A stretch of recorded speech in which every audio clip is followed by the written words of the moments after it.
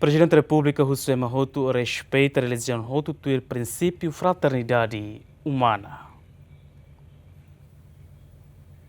Muçulmanos Síria Timor-Leste no mundo, segunda celebra Sirania Lorombot Idul Fitri badala reunida atos hat no Resinen Hijria, a nessa Lorom Vitória Nien, nebe muçulmanos Síria completa o sucesso acto de devoção jejum Ramadan Nien. A celebração ne Presidente da República Zeramos Horta José Mahoto, a tumores e a damini laran no respeita a religião Hutu e o princípio fraternidade humana. Fulaida Nielaran Ramadan, em que o povo sírio muçulmano e a rainha e o mundo celebra Lorombot Idane,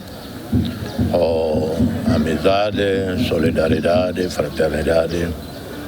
O Presidente da República Timor-Leste, no mundo da cidadão, e a rainha que é católico, e muçulmano, e protestante, e hindu, terceiro então, e tá Aguagmalo, Mores e Adame, e Dome Nia Larang.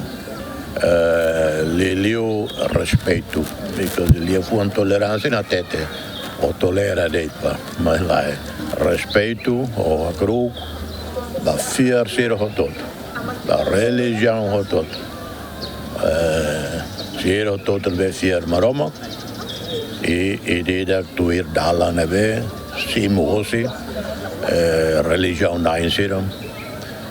Os profetas eram dala na bem macatuir, ba na imaroma dala macabelo o enselo, na bem na imaroma idadeit.